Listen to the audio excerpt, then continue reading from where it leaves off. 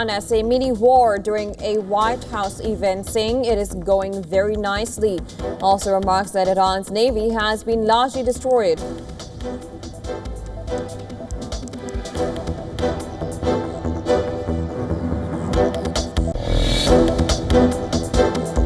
Iran's foreign minister says clashes in the Strait of Hormuz show there is no military solution to a political crisis.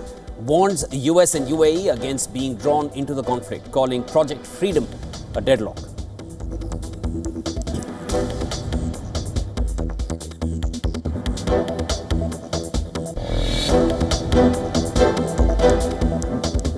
Iran says it had no pre-planned program to attack oil facilities in UAE after Abu Dhabi blames it for a drone strike on an energy site of Fujairah that injured 3 Indian nationals.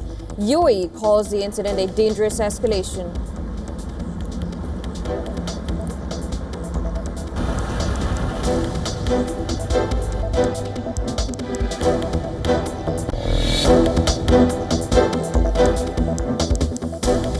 Israeli military says its forces are on high alert and closely monitoring the situation after US forces reported destroying 6 Iranian boats. IDF says its air defense and offensive systems remain fully ready.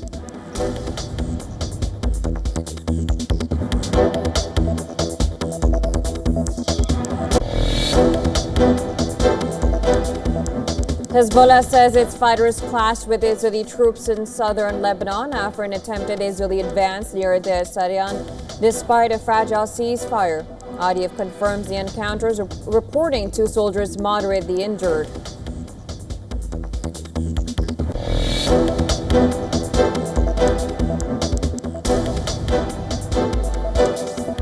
Russia announces unilateral ceasefire with Ukraine for May 8th and 9th during its Victory Day celebrations and warns of major missile strikes if this is violated. Ukraine dismissed the move as unserious and instead declares its own truce for May 5th and 6th.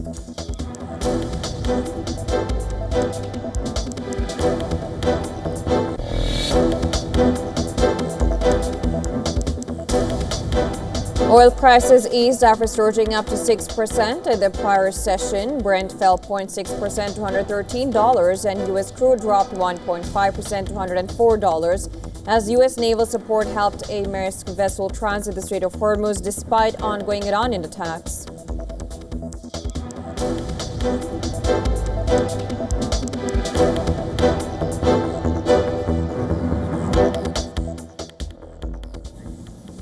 And the fragile ceasefire in West Asia, it stands shattered as the US and Iran exchanged fire over the Strait of Hormuz. And the UAE reported attacks for the first time since the truce was declared nearly a month ago.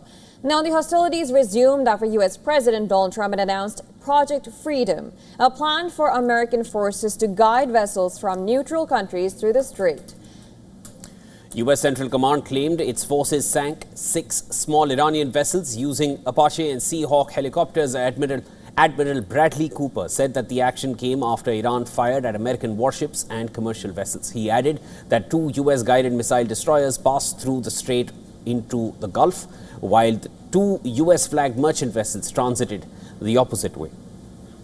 But Iran has disputed all American claims, including the sinking of Iranian boats. Iran media, citing military sources, say that U.S. targeted 2 civilian boats carrying goods towards Iran and not IRGC speedboats, killing 5 civilians. Iranian state television said its Navy fired cruise missiles, rockets, and combat drones near U.S. destroyers as warning shots. It also reiterated its control of the crucial waterway.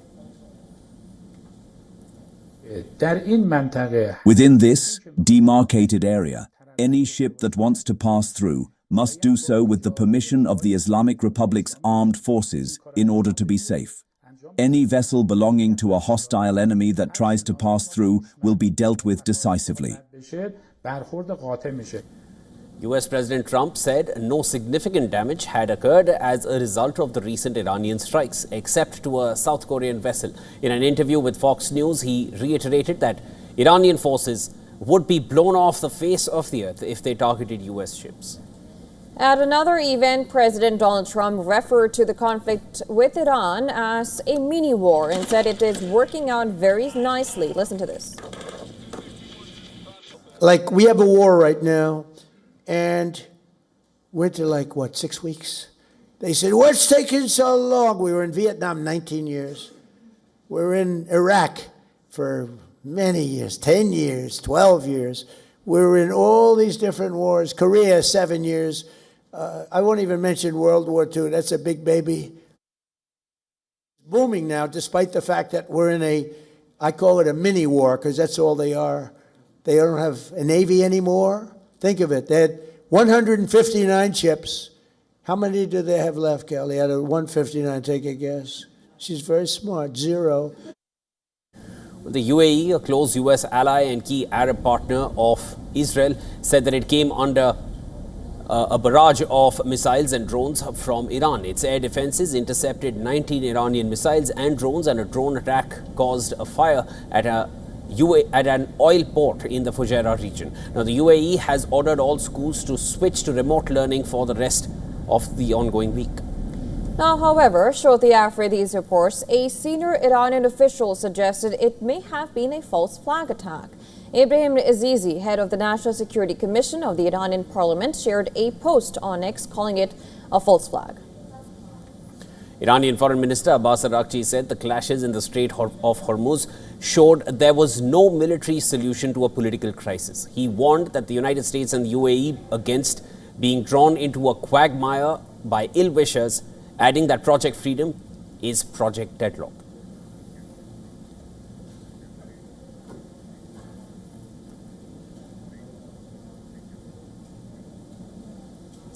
And to discuss more on this, we're now being joined live by Adrian Calmel. He is a fellow at Arabian Peninsula Institute and author of forthcoming book on Hezbollah. Thank you so much for being with us on the broadcast. It's always a pleasure talking to you.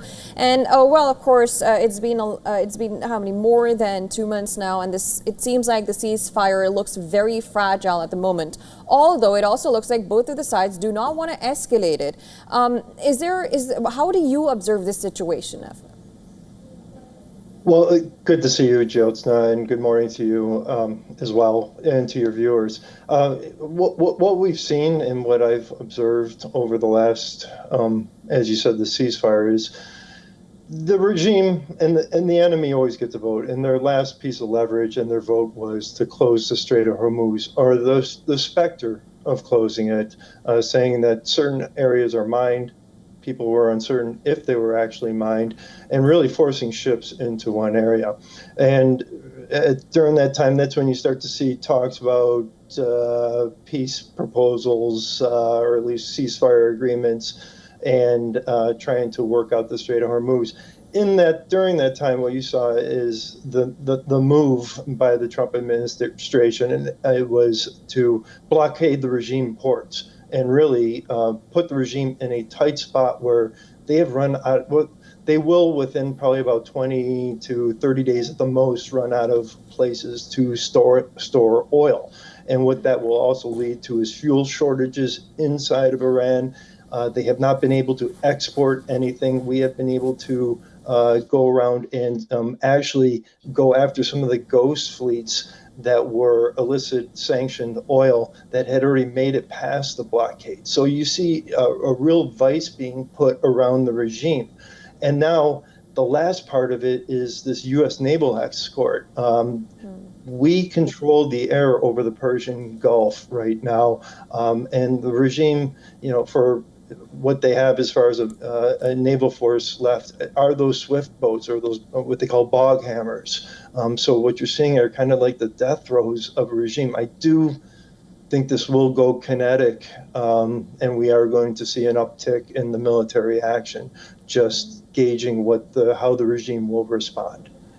Adrian, the uptick in military action, as you foresee it, in keeping in line with that, at this point, is it safe to say that the ceasefire is over? And if you do not agree with that, would you feel UAE would agree with what I'm asking? The ceasefire is over. They have missiles coming at them. Yeah, I would have to agree with you, Siobhan. It is over for all intents and purposes. It is over. The UAE has been targeted so much and throughout. It is, the U.S. naval escort is hugging the line, the coastline of the UAE and avoiding the Islamic Republic. That may have been one reason why they rocketed the UAE, and it was not a false flag. The regime did this, and again, it's them lashing out at their neighbors and further isolating themselves. And the UAE has made some moves to really try, pulling out of OPEC, looking at routes to where they don't have to longer worry about the Strait of Hormuz as far as piping oil across the country. But that being said, Mr. Kalmel, of course, as you mentioned, Iran has denied and said that it could have been a false flag. And do you think the Gulf countries actually have the appetite to actually go for another round of, these conflict? Because at this moment, Kuwait, their oil has been cut off. They've stopped producing it, and obviously these regions have been affected very much. It's been some time that the air has been open to them. So do you think they would have the appetite to go into a conflict further, or would you think that they would take part in de-escalating it in every possible way? I think you have to really look country by country, but when it comes to the UAE, I think that they're saying, what are you waiting for, President Trump? Let's finish this job here. When you look at Kuwait, they've certainly been hurt, but they've also been in the crosshairs going back to the Iran-Iraq war. In their support for Iraq, they've been targeted by the regime. So they've always had a really dangerous dangerous neighborhood with a regime that is aligned against them. So Kuwait, they don't have the appetite. Saudi Arabia probably doesn't have the appetite, but at the same time, they understand the neighborhood for them will be a much safer place. The UAE has at least been able to say, we're not going to play on the fence here. We're going to counter the Islamic Republic in Yemen. We're going to counter the Islamic Republic in Sudan. We're going to counter them where we can, because we see this ideology as corrosive. Adrian, and understanding the divergent nature of Donald Trump's statements without delving too much into nuances of what he says, but if you just largely look at how he is looking at the war, initially the timeline was 4 to 5 weeks, and eventually those statements said a lot of things like it's just an excursion. Now he's giving references to wars fought for years and even decades together, and he's calling it a mini war. Is the US now finally coming to terms with what is really happening, at least Donald Trump?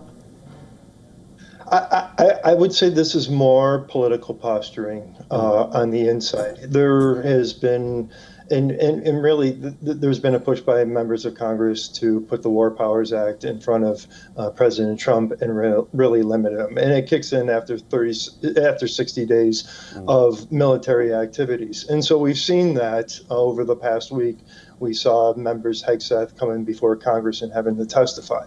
So Trump is doing this, saying, no, it hasn't been kinetic for over a month now. Can you really call it a war?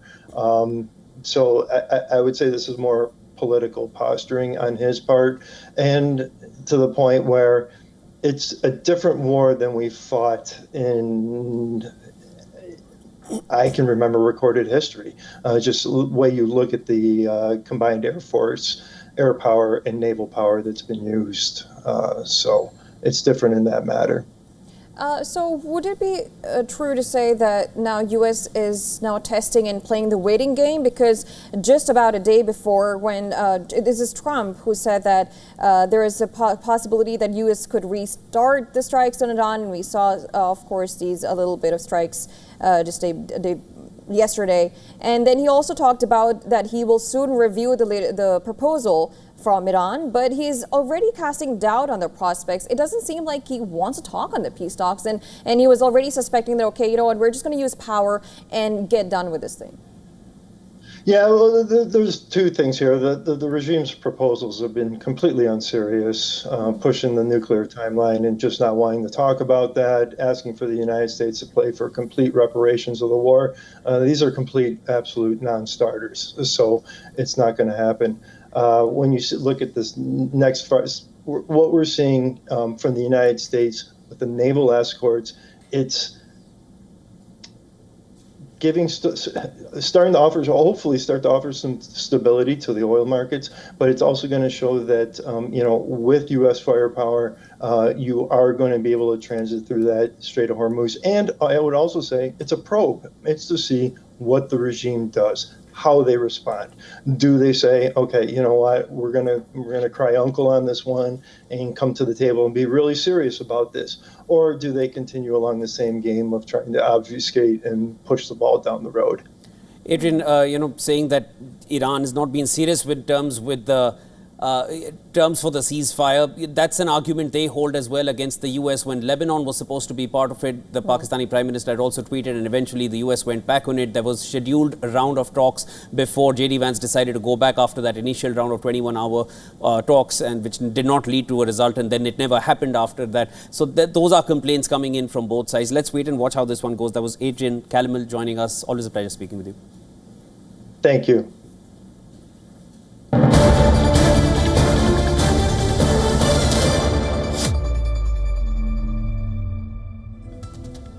We have some breaking news just coming in. A powerful explosion has ripped through a fireworks factory in central China. It has left 21 people dead and 61 others injured. Well, the blast struck inside a workshop at a fireworks manufacturing and display company in Luoyang, a city in Yunnan province. The city is known as the country's fireworks hub. Now, these dramatic videos have been circulating online that you can see on your screens as well of the thick white smoke, which is billowing high into the sky, marking the scale of this explosion.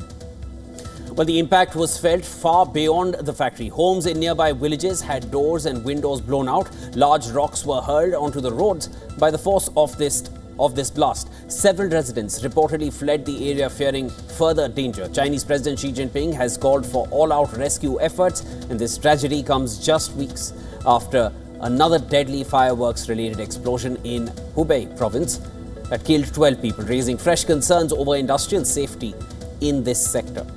Right, and for people just coming in, this is a powerful explosion that has ripped through the fireworks factory in central China. Now, this blast struck inside a workshop at a fireworks manufacturing and display company in Luoyang, a city in Hunan province. As of now, 21 people have died in this explosion and 61 others are injured. And the Chinese president has now called for all the rescue efforts, and this tragedy, of course, comes just weeks after there was another deadly fireworks-related explosion in Hubei province that had earlier killed 12 people.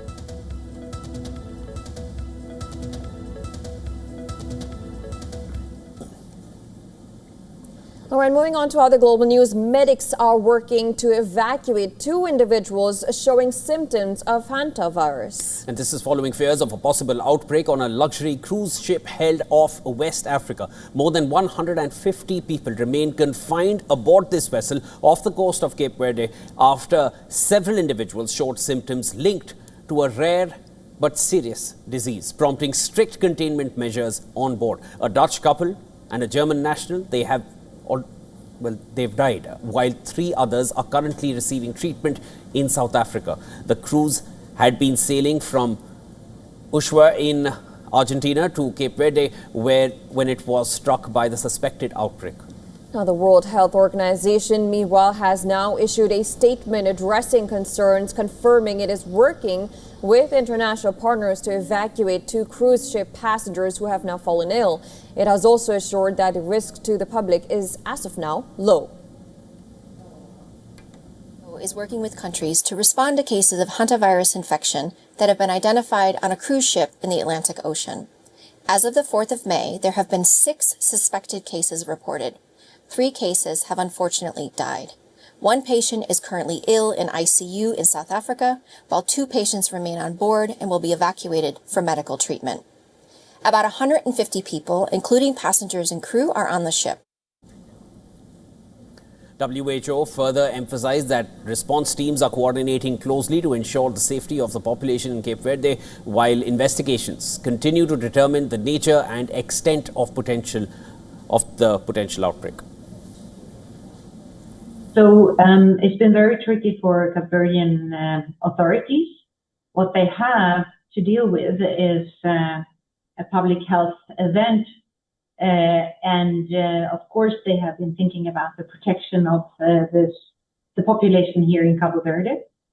And then, of course, they've been very careful to also give the needed medical assistance to the patients on board that have symptoms. Now, Hantavirus refers to a group of viruses carried by rodents, and according to the U.S. Centers for Disease Control and Prevention, infections generally arise when the virus becomes airborne from rodent urine, droppings, or saliva. Now, the World Health Organization reports that hantavirus infections are linked to environment exposure to infected rodents, urine, or feces, and may spread between people, leading to severe respiratory illness that requires close monitoring, medical support, and coordinated response.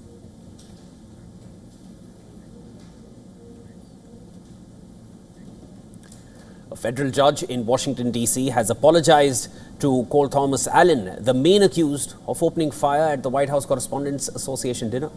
Now, the apology was issued after Allen's lawyer moved the court against placing him on a suicide watch list. Allen's lawyers argue in court that he was being held in strict conditions, including living in an isolated prison cell with no access to phone calls, books, religious material, or recreation. Now, following the hearing, Allen has been removed from the suicide watch list, and officials have been ordered to justify any continued restrictions. Just last week, Allen was downgraded to suicide precautions, which meant that he could not make any phone calls and meet with anyone except his legal team. Further, the suicide precautions mandated that Allen cannot spend time outside his cell except for legal visits or showers, but only with an escort. On April 25th, the accused has stormed a security checkpoint and fired a shotgun outside the ballroom where the White House Correspondents' Dinner event was taking place. Allen is charged with attempted assassination of U.S. President Donald Trump, discharging a firearm during a crime of violence, and illegally transporting guns and ammunition across state lines. He has not yet entered a plea. Meanwhile, in yet another shooting incident, an armed man was shot by U.S. Secret Service agents in Washington, prompting a brief lockdown near the White House. The incident occurred shortly after Vice President J.D. Vance's motorcade passed. According to the U.S. Secret Service, the incident resulted from a confrontation between an armed individual and Secret Service police.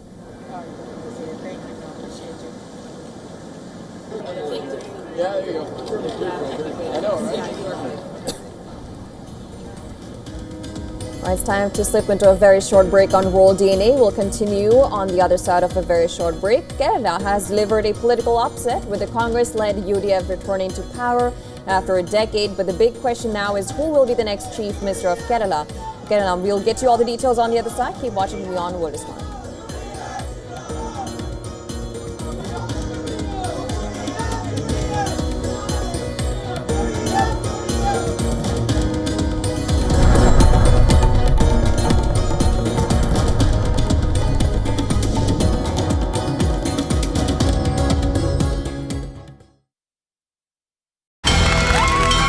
From the bustling trading floors of Wall Street to the vibrant exchanges of Asian stock markets, WION breaks it down for you to make sense of what's happening.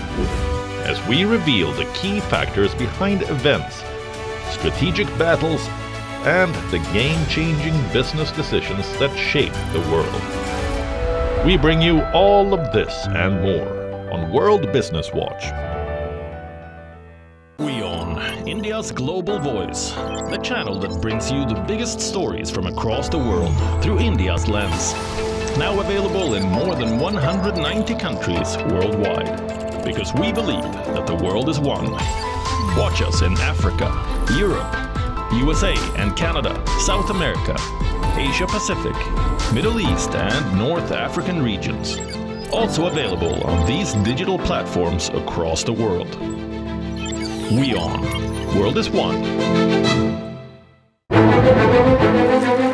In-depth coverage of global issues broken down into facts, figures, and simple words.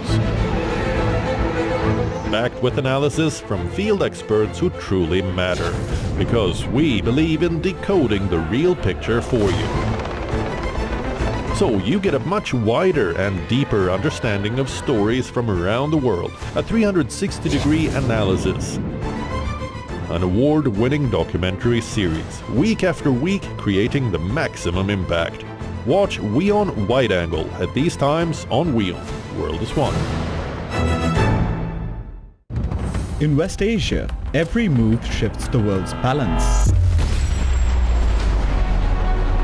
Wars, ceasefires, alliances, power never stands still. From Tehran to Tel Aviv, from Damascus to Doha, the West Asia Post cuts through the chaos to reveal the region that shapes the world. Because what happens in West Asia never stays in West Asia. This is the West Asia Post, the region's story, the world's impact.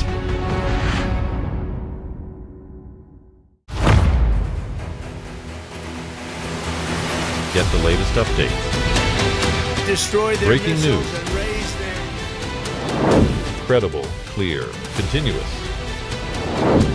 Experts across aisles. Diverse voices, one platform. WION World is One. In this rapidly changing world, is your health keeping pace? Best practices and breakthroughs busting the hype with real insights. The timeless power of yoga and ancient healing. Good food, good mood. Small steps, big impact. Your health matters. Only on WION World is One. Because nothing matters more. Campaigns, elections, alliances, controversies, and power play. Stories that analyze global and domestic politics. A dedicated show with varied perspectives, expert take, citizens' voices, detailed ground reports, and in-depth coverage from political corridors of the world. This is Race to Power, only on WION.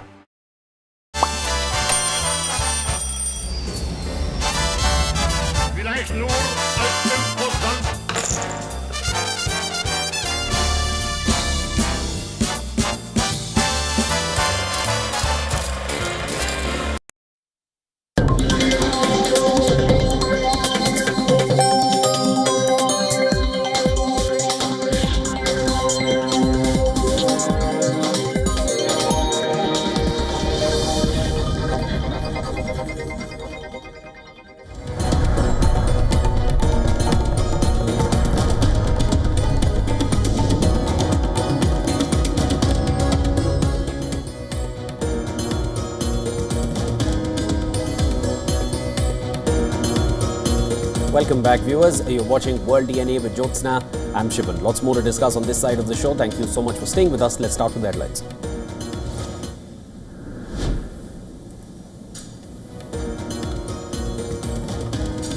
United Kingdom and Saudi Arabia call for de-escalation in West Asia following attacks on energy side in UAE's Fujairah that injured 3 Indian nationals. British PM says escalation must cease and Iran needs to engage meaningfully in talks.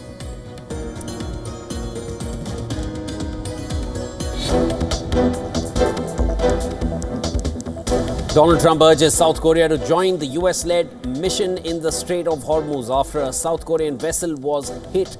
Says Iran took some shots at the vessel but caused little damage, while downplaying the wider regional escalation.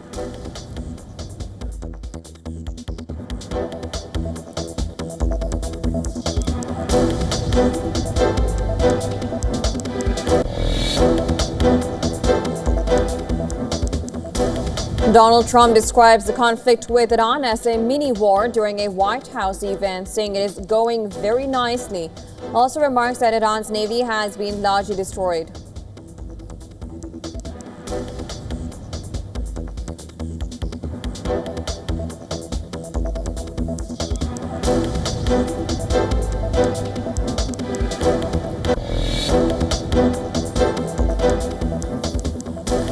Israeli military says its forces are on high alert and closely monitoring the situation after US forces reported destroying 6 Iranian boats. IDF says its air defense and offensive systems remain fully ready.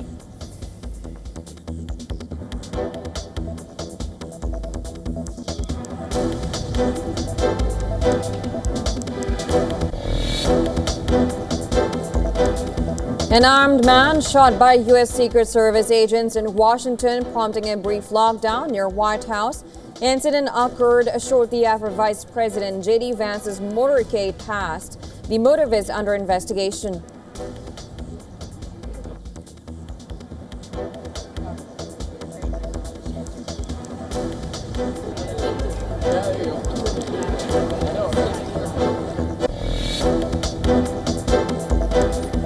Separatists in Canada's Alberta province submit petitions with over 300,000 signatures claiming enough support to trigger a potential independence referendum.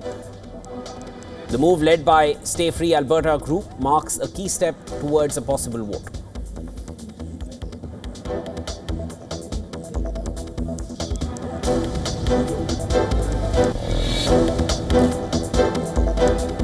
Twelve people trapped after a mine explosion in central Colombia at a legally operated mine. In Sotatsu, a local governor says 15 miners were trapped by explosion due to a buildup of gases. 3 managed to escape.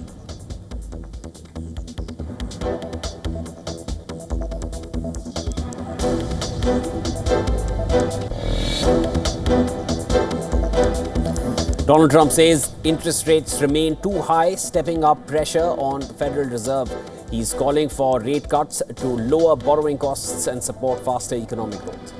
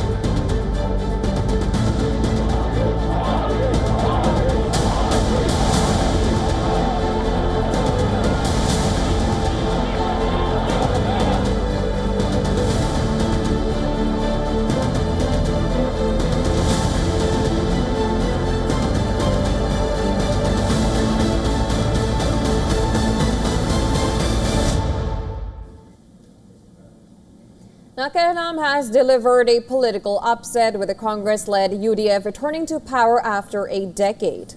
Big question now. Who will be the next Chief Minister of Kerala? 3 names that are in the race: V.D. Satishan, K.C. Venugopal and Ramesh Chennithala.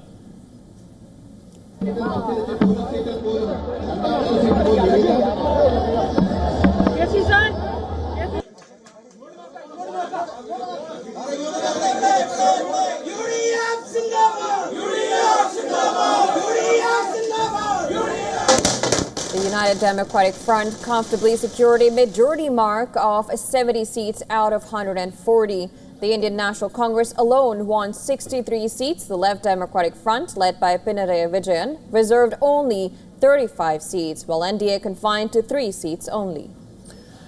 At the center of the race is V.D. Satishan. The leader of the opposition has won from Paravur again, extending a winning streak since 2001. He is credited with reviving the Congress in Kerala, leading strong performances in by-polls, Lok Sabha elections and even local body polls. But he has never held a ministerial post. Now then, there is Ramesh Chennithala. He is a senior leader with administrative experience. He won from Haripur by a comfortable margin. He was first elected as MLA in 1980, youngest in Kerala at the time. His camp is pushing his name and citing experience and seniority as key factors for leadership. And the third contender, K.C. Venugopal, a Lok Sabha MP from Alapura district and a powerful organizational figure in the Congress party known for his close ties with the central leadership. Venugopal, seen as a strong dark horse despite not contesting the assembly elections. Now, the race for chief minister has triggered internal competition. Posters, social media campaigns, and public backing for different leaders have kept the debate alive. But the Congress has made one thing clear. The final decision will be taken by the party high command. Central observers are expected to arrive soon in Thiruvananthapuram, and this is more than a leadership choice. It will define the future of Congress in Kerala and its long-term strategy in South India.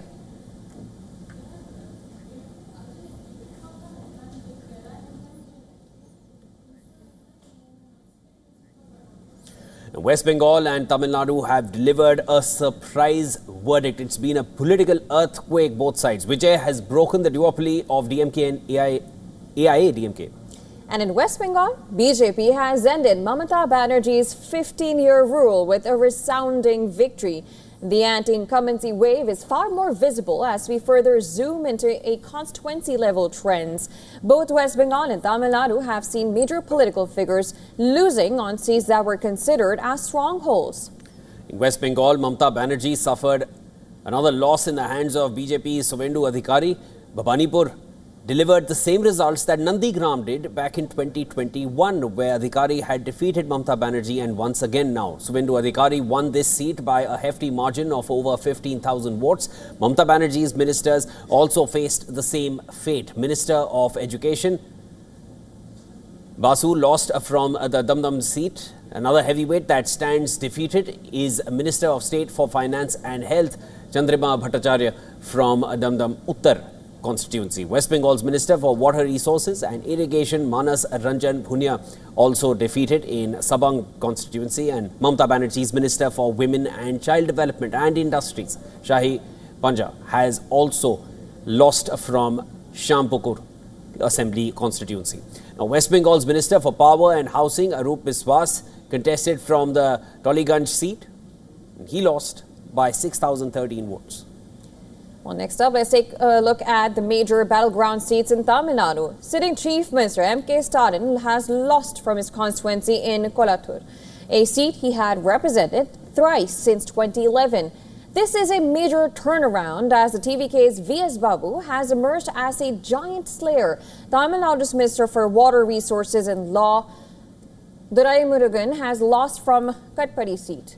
Now, he stood at third position behind TVK and AIA-DMK candidates. M.K. Stalin's Minister for Health and Family Welfare has also faced a defeat from Saidapet Assembly seats. He lost the election by 28,514 votes. Tamil Nadu now stands at a critical juncture. The verdict remains fractured and Vijay needs additional seats to cross that halfway mark. Now, it remains to be seen which party steps in to fill the gap for Vijay in Tamil Nadu.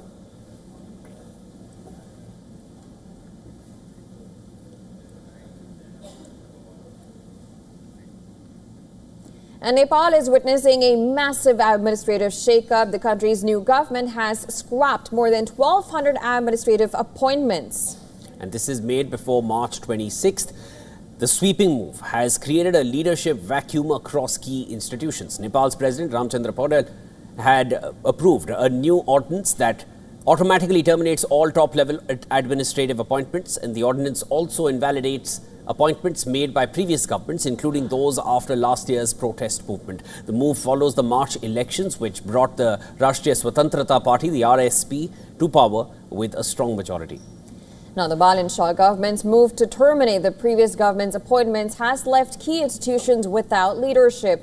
Major bodies, including Tribhuvan University and Nepal Electricity Authority, the BP Koirala Institute of Health Sciences, are now functioning without top decision makers.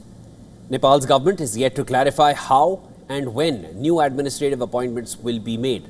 Officials say further legal changes may be required to complete the process. They also warned that this could disrupt everyday operations from education to healthcare and public services.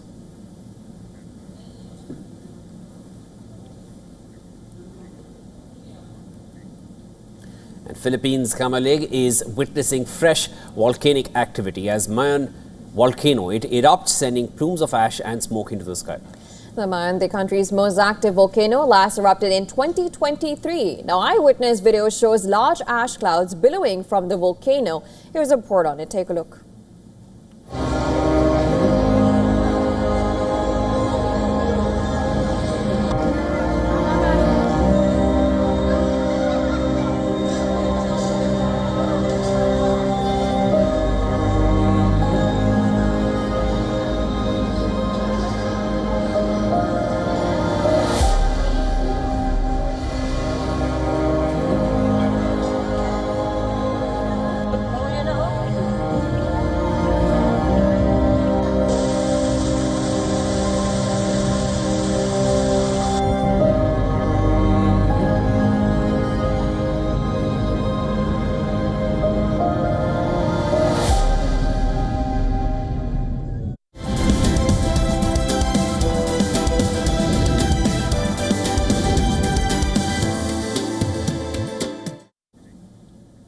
Now, rising fuel prices are serving fresh tensions in the United States, with clear signs of distress emerging in the restaurant sector. Well, gasoline prices have surged nearly 40% year on year to an average of $4.43 per gallon. In key markets like California, prices have crossed $6 per gallon. As fuel costs climb, discretionary spending is taking a hit, with dining out among the first to be cut.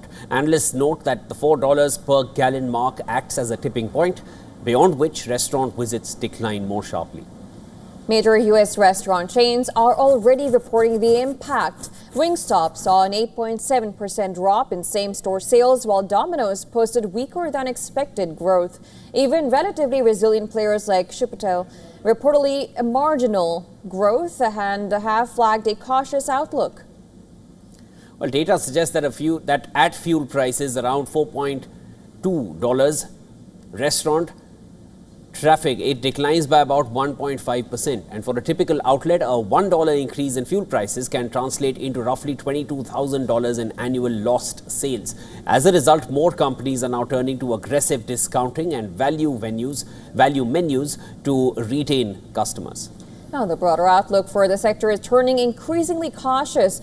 Analysts are cutting profit forecasts, with nearly twice as many downgrades as upgrades recorded in April. Investor sentiment has also weakened, with the U.S. restaurant index falling 5% since the conflict began, wiping out over $40 billion in market value. The next key signal will come from McDonald's earnings, which could offer further insight into how deeply rising fuel costs are reshaping consumer behavior.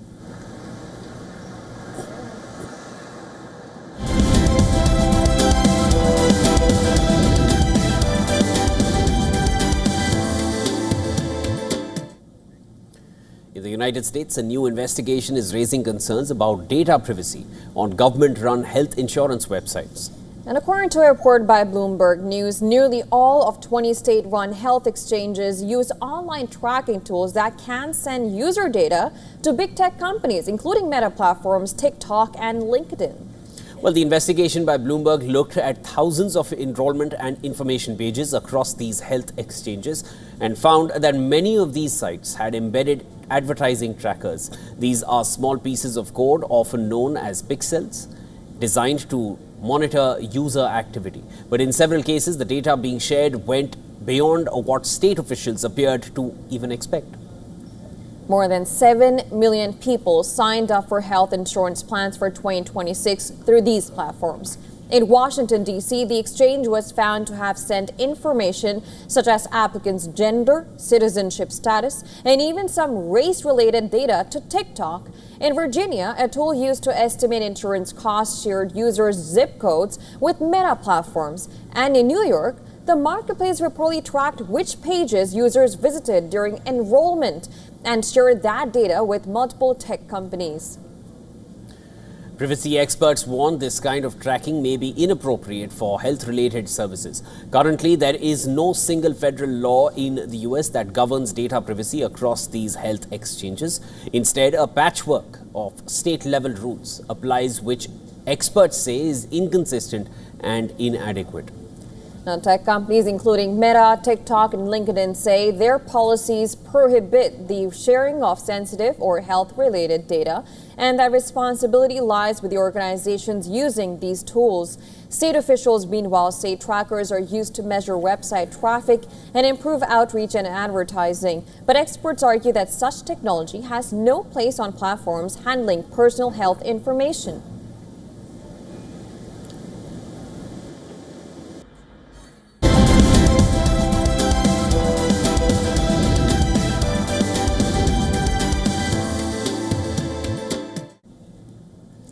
Over to sports now. Chelsea's hopes of qualifying for next season's Champions League is almost over. The Blues were thrashed 3-1 by Nottingham Forest at home, a result that leaves them in 9th place, 10 points off 5th placed Aston Villa. Now, this match against 16th placed Nottingham Forest was seen as the most winnable of Chelsea's final 4 games of the season. And when Vitor Pereira made 8 changes to the side that beat Aston Villa in the first leg of the UEFA Europa League semi-final on Thursday, hopes were raised among the Chelsea faithfuls. But it took just 97 seconds for those hopes to be dashed. Taiwo Awoniyi marked his 100th Forest appearance with a thumping header from 6 yards out when Igor Jesus, he converted from the penalty spot to put Forest 2-0 up in the 15th minute. To add to Chelsea's misery, Cole Palmer missed from the spot late in the first half, and Nottingham continued to outclass Chelsea after the break and took just 7 minutes to extend their lead through Awoniyi. By the time João Pedro scored with a spectacular overhead strike in added time, Stamford Bridge was virtually empty. Chelsea stay 9th and are now unable to achieve 5th place. Now, this will secure Champions League qualification, and if Aston Villa win the Europa League and finish 5th, a 6th place finish would be enough to reach Europe's elite club competition, and the Blues are 4 points off Bournemouth, who hold that spot, with just 3 games to go, that is.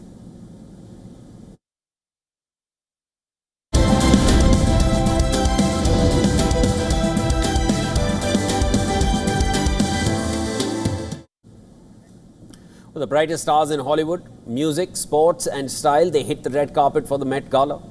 And this is an extravagant Manhattan charity ball that this year spotlights the intersection between fashion and art. The A-listers invited to New York's biggest social event of the year have been asked to dress for the theme Fashion is Art, which dovetails with the exhibit Costume Art at the Metropolitan Museum of Art's Costume Institute.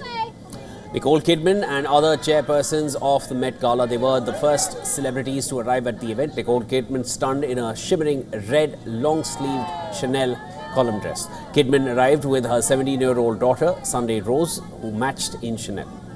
Now, K-pop star Rosé arrived in minimalist but striking strapless black Saint Laurent gown featuring thigh-high slit and a massive dark crystal-covered brooch shaped like a senfo hornbill. Another South Korean star, Ije, who gained fame for K-pop Demon Hunters, stunned the crowd in an ethereal custom Swarovski gown. Her look also included a traditional Korean hairdo. Now, Hugh Jackman made major headlines by using the Met Gala to make his high-fashion couple debut with Broadway actor Sutton Foster. The two arrived warmly holding hands. And Beyonce, Jay-Z and Blue Ivy Carter, they were welcomed with screams of joy as fans and attendees expressed their sheer excitement just to see the family on the Met Gala red carpet. Beyonce is co-chairing along with Venus Williams, Nicole Kidman. She donned a bedazzled silver skeleton-like gown by French designer, a feathery coat and a matching sparkling headpiece. And this year, it marks Beyonce's first Met Gala appearance in a decade. She last appeared in 2016 for the gala, donning a nude-colored Givenchy couture dress. And Beyonce's daughter, Blue Ivy, stunned in a long cream gown, a matching jacket and shades. And this is the first time Beyonce's daughter has appeared at the Met Gala. Jay-Z opted for a classic black tuxedo with a vest. Jay-Z last appeared at the Met Gala in 2015 alongside Beyonce. The entire family thrilled fans as they posed for photos at the Met Gala. Katy Perry opted for a white strapless Stella McCartney gown featuring a long train and white elbow-length gloves. The 41-year-old donned a white and silver mask reminiscent of an astronaut's helmet. An Indian designer Manish Malhotra also made a striking appearance at the Met Gala. Right, it's my city, Mumbai. It's all my artisans, my entire atelier, and these are all the signatures actually. Yeah, you know, so I think on a carpet like this, which is so grand and the best, we need to honor all of the artisans who work backstage. Bad Bunny made a striking statement by walking the red carpet completely transformed into an 85-year-old version of himself. He wore a custom, sharply tailored all-black tuxedo suit that he designed in collaboration with Zara. The suit featured an oversized bow at the neck, which was a direct reference to designer Charles James' iconic 1947 bustle gown. And fashion model Gigi Hadid opted for a custom Miu Miu gown. The gown was decorated with floral designs. The annual fundraiser held on the first Monday in May raises money for the museum's Costume Institute and is timed to celebrate the opening of its major spring fashion exhibition. This year's dress code is Fashion is Art, inviting guests to interpret fashion as an embodied art form.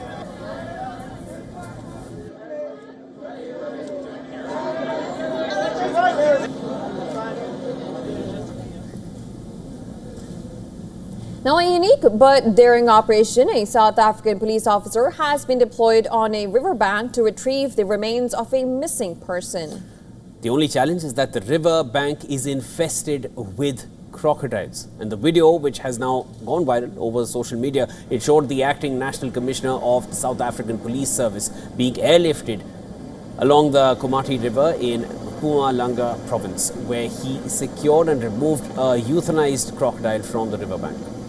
Now, the complex task is part of a search and rescue operation to find what is believed to be the remains of a missing person. And according to a press statement by the South African Police Services, a man had been reported missing after his vehicle was found trapped in a low-lying bridge on the Komati River. And after nearly a week-long search, a team consisting of the SAP's search and rescue team located a crocodile they believed had attacked the missing person. The recovered remains, including those found in the intestines of the crocodile, have been taken for DNA analysis to confirm the identity of the deceased. The police officer had secured the crocodile using a rope under extremely dangerous conditions. The reptile was then safely lifted and relocated, enabling police and experts to recover the remains of a suspected missing person.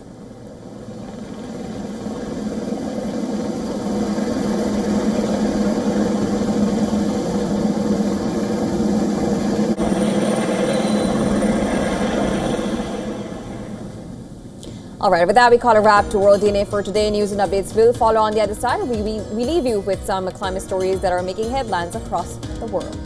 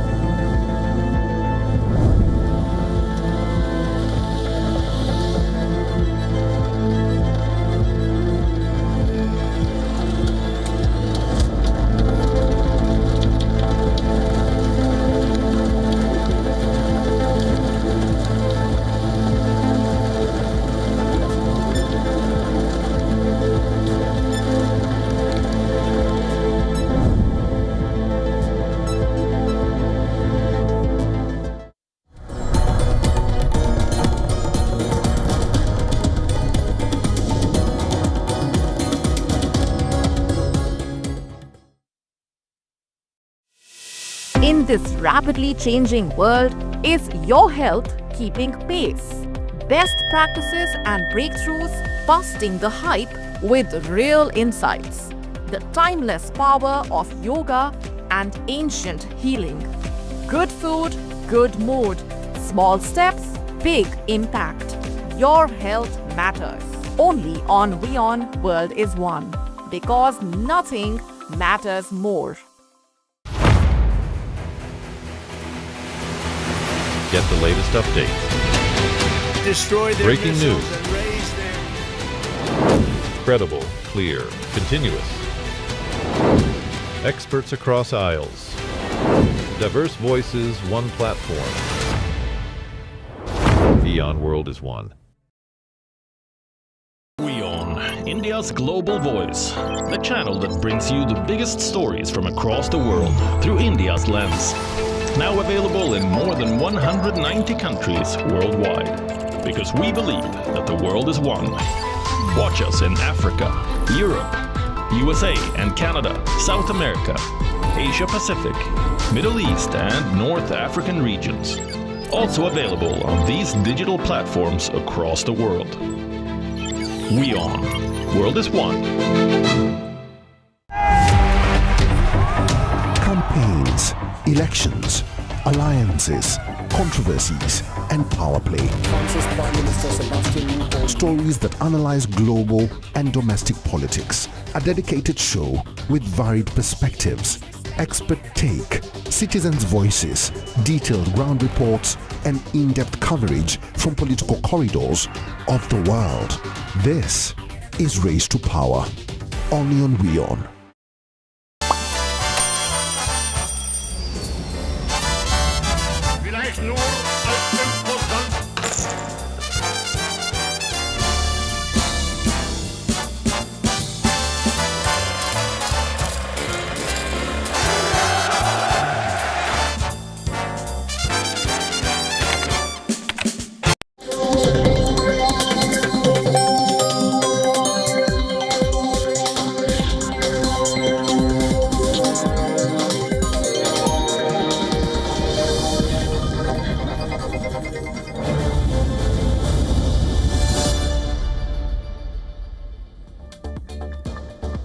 Thanks for staying with us. You're watching WION World is One. I'm Adha Janeja and this is Speed News. Let's start with all the top stories making headlines today.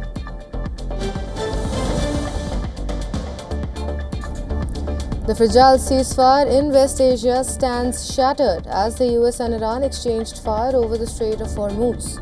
The UAE reported attacks for the first time since the truce was declared nearly a month ago. The hostilities resumed after US President Donald Trump announced Project Freedom, a plan for American forces to guide vessels from neutral countries through the strait.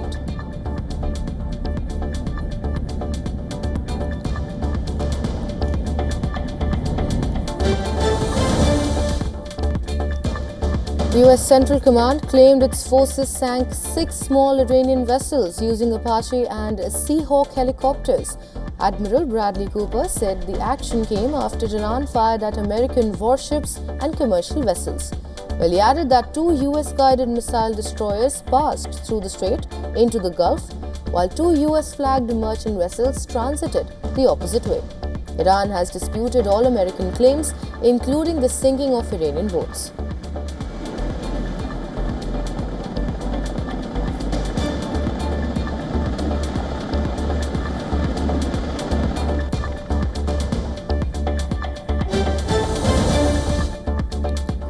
Well, US President Donald Trump urged South Korea to join US-led mission in the Strait of Hormuz after a South Korean vessel was hit. The US President said that Iran took some shots at the vessel but caused little damage, while downplaying wider regional escalation.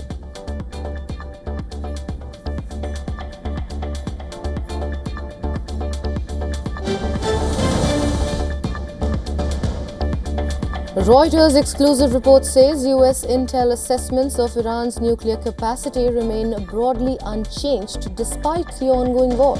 Sources quoted by Reuters say Iran would need around a year to build a weapon if leaders decided to pursue that path. Additionally, the report says the US has largely steered clear of nuclear targets during current war.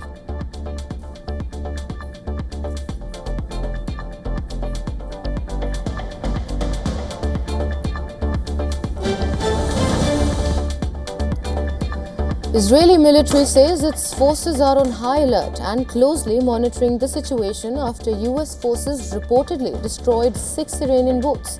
While IDF says its air defense and offensive systems remain fully ready.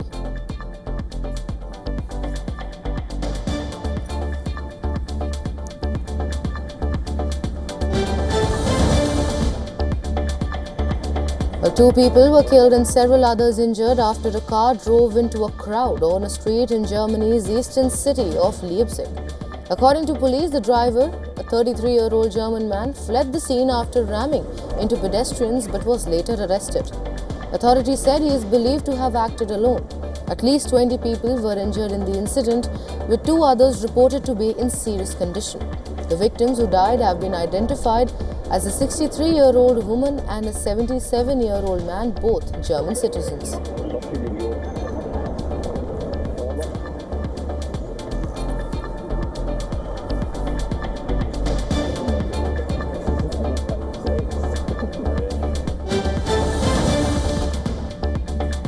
An armed man shot by US Secret Service agents in Washington, prompting a brief lockdown near White House. Well, the incident occurred shortly after Vice President J.D. Vance's motorcade passed. The motive is still under investigation.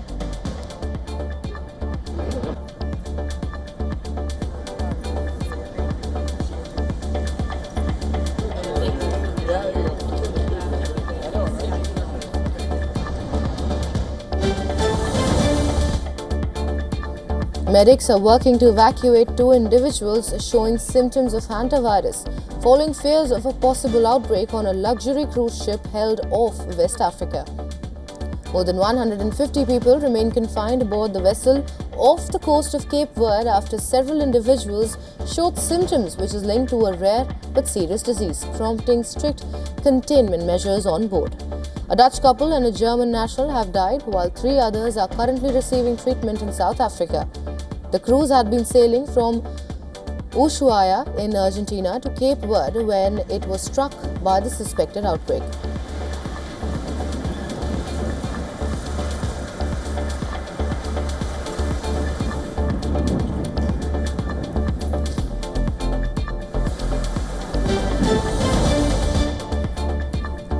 A federal judge in Washington, D.C. has apologized to Cole Thomas Allen, the man accused of opening fire at the White House Correspondents Association dinner. Well, the apology was issued after Allen's lawyers moved the court against placing him on a suicide watch list. Allen's lawyers argued in court that he was being held in strict conditions, including living in an isolated prison cell with no access to phone calls, books, religious material, or recreation. Following the hearing, Allen has been removed from the suicide watch list and officials have been ordered to justify any continued restrictions.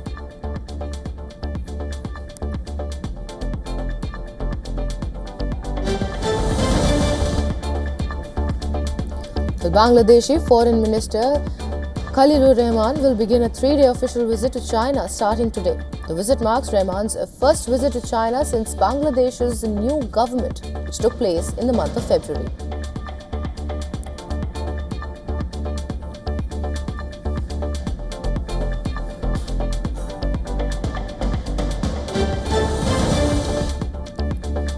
Nepal is witnessing a massive administrative shake-up. While the country's new government has scraped more than 1,200 administrative appointments made before March 26th.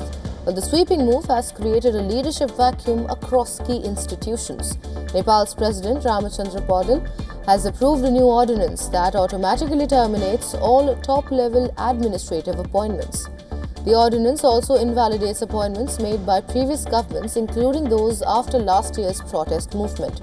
The move follows the March elections, which brought the Rashtriya Swatantra Party or RSP to power with a strong majority.